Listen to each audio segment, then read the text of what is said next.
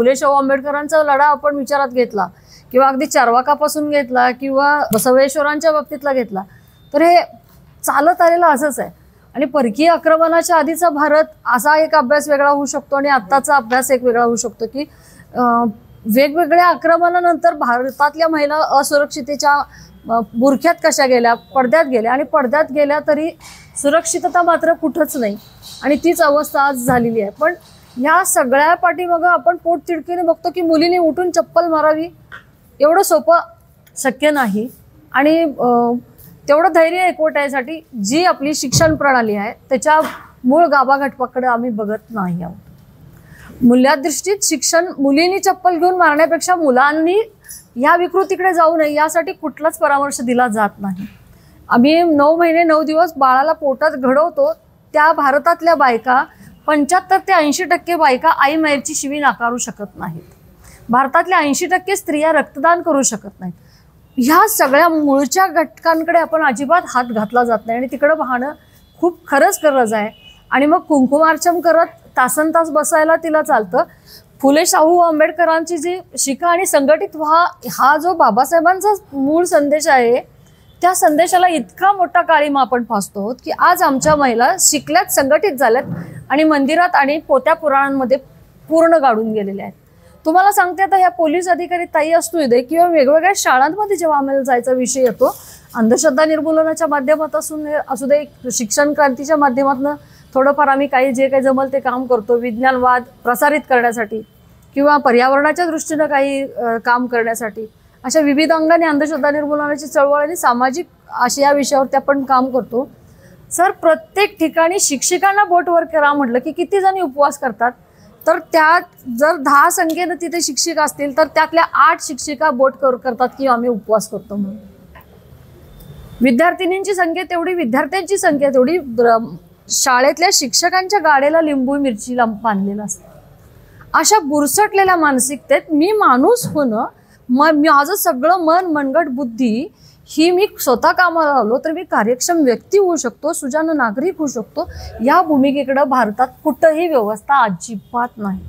आणि भयंकर गोष्ट अशी आहे की ह्या कर्मकांडांमध्ये आम्ही अडकल्यामुळे एक बाई 9 महिने 9 दिवस पोटात बाळ घेण्यासाठी वयाच्या 8व्या वर्षापासून गर्भाशयाची पिशवी घेऊन फिरत असते।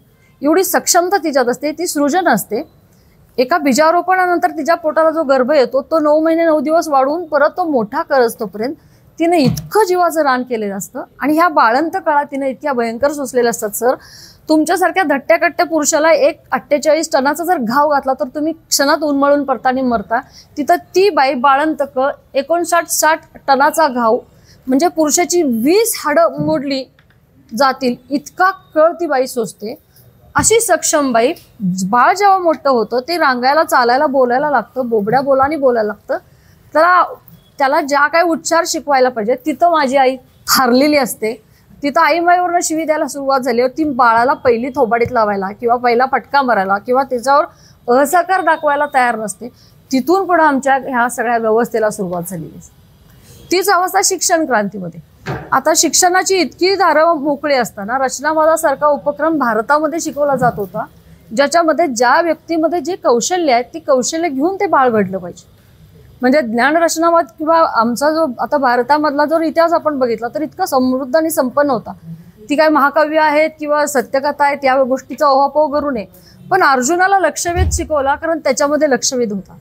भीमाला मुष्टियुद्ध शिकवलं कारण त्याच्यामध्ये ते होतं। आमच्यामधल्या बाळांना आम्ही इंजिनियर करायला निघालोय।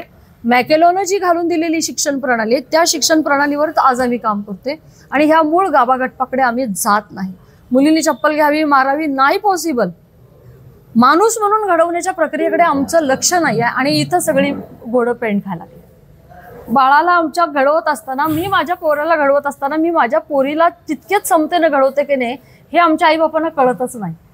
मुलीला घडवताना कुठेतरी लग्न करून द्यायचंय। लग्न, संसार, सासर या भूमिकेतनं जन्माला आल्यापासून रांधा, वाडा, उष्टी काढा, घडा आणि नवऱ्याच्या संसारात मोठे व्हा, तिथं जायचंय, तिथं नाव करायचं, हे करायला पाहिजे। ते आता इतक्या लगेच बदलणार नाही। थोडंफार आता IT क्षेत्रामधल्या पोरी गेल्यामुळे सासरच्यांना बी तिलांजली दिली आणि माहेरच्यांना बी दिलेली आणि त्यांनी त्या स्वतःचा एक संसार उभा करून त्या जगतायत, नवरा बायको स्वतःचा। पण या पार्श्वभूमी असताना माणूस म्हणून होण्याच्या प्रक्रियेकडे आम्ही मुलांना नेत नाही.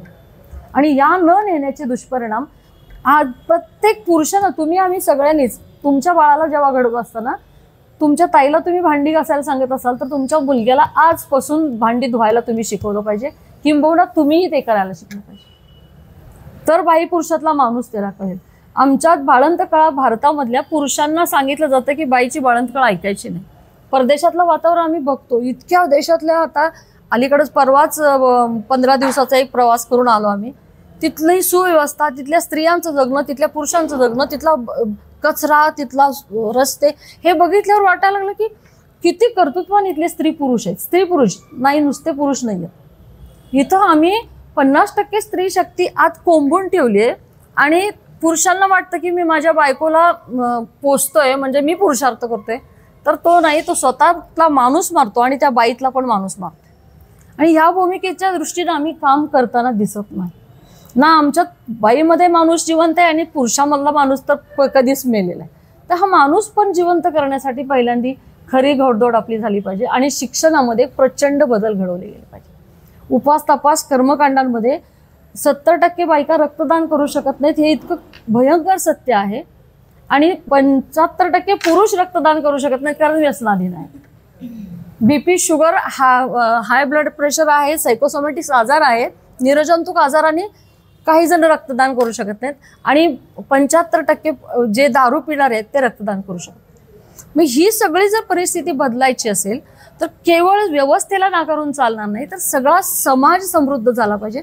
समाजाचं शारीरिक आरोग्याबरोबर समाजाच्या मानसिक आरोग्याच्या दृष्टीनं आम्ही काहीही काम करत नाही. समाजाच्या मानसिक आरोग्य बिघडत चालले. जितकं बिघडावं तेवढं राजकर्त्यांचं फावायला लागले आणि त्यांच्या ते पोळ्या भासत आहेत. राजकर्त्यांना सुखी ठेवताना शासन करते, नोकरशहा वर्ग ह्या आपल्या पोळ्या भाजण्याच्या नादात आहेत आणि मूळ माणूस नावाच्या गाभा घटकाला आपण हात घालत नाही. 1947 साली भारत स्वातंत्र्य झाला तेव्हा गांधीजींनी सांगितलं होतं की आता पक्षीय राजकारणातून बाहेर चला आणि आपण खेड्याकडे जाऊया. हे थांबलं पाहिजे. आता समाज सुधारणाकडे आधी बघा आणि मग राजकीय व्यवस्था दुरुस्त करा.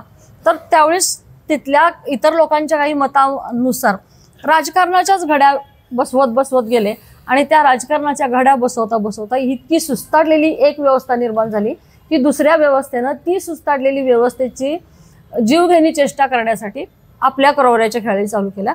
पण या दोघांच्या मध्ये सुद्धा तळागाळातल्या समाजातल्या शेवटच्या नागरिकापर्यंत या सगळ्या सुविधा पोहोचल्या पाहिजेत, याच्यासाठी कुठलाही प्रयत्न केलेला जाताना दिसलेला नाही. आणि याचाच सगळा दुष्परिणाम म्हणून मुलं पण माणूस नाहीत आणि मुली पण बाई माणूस म्हणून जगतायत.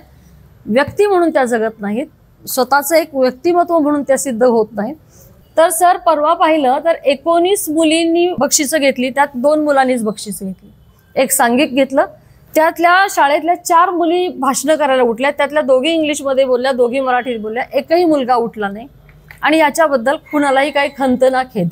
आणि मग होतं कसं, मुली इथंपर्यंत हुशार आहेत, ग्रॅज्युएशनपर्यंत जातात आणि पुन्हा लग्न नावाच्या व्यवस्थेच्या शिकार होतात आणि मुलं राजकर्त्यांच्या व्यवस्थेची शिकार होतात. तर हे सगळं बदलायचं असेल तर बालकवाड्यांच्या पेक्षा पालकवाड्या खूप महत्त्वाच्या आहेत. या प्रक्रियेकडं, शिक्षण व्यवस्थेकडं मला काळजीपूर्वक बघितलं पाहिजे. आणि शिक्षण व्यवस्थेमध्ये माणूस होण्याच्या प्रक्रियेसाठी मूल्याधिष्ठित शिक्षणाची गरज आहे. आणि हे करण्यासाठी समाजामध्ये खूप साऱ्या मीडियाचा, तुमच्यासारख्या लोकांचा खूप मोठा वावर वाढला पाहिजे. जगभरात खूप कल्याणकर्ते आहेत, त्या प्रत्येकाला या मुलांपर्यंत पोहोचवायला पाहिजे. आणि स्त्री शिक्षणाच्या बाबतीत चूल मूलच्या पलीकडे बायका पूर्ण गेलेल्या असल्या तरी माणूस म्हणून तुम्ही मगाशी म्हटल्या त्याप्रमाणे सुजाण नागरिकत्वाकडे आम्हाला मुलांना आणि मुलींना नेलं पाहिजे, तरच या गोष्टी थांबणार आहेत. केवळ मारामारीनी आणि चप्पल मारून प्रश्न संपणार नाहीत, तर पुरुषांमधला विवेक जिवंत करून स्त्रीमधला पण माणूस जिवंत करण्याचं धैर्य आमच्यात निर्माण झालं तर कदाचित ह्या प्रश्नाला थोडीशी उकल मिळेल असं मला प्रामाणिकपणे वाटतं.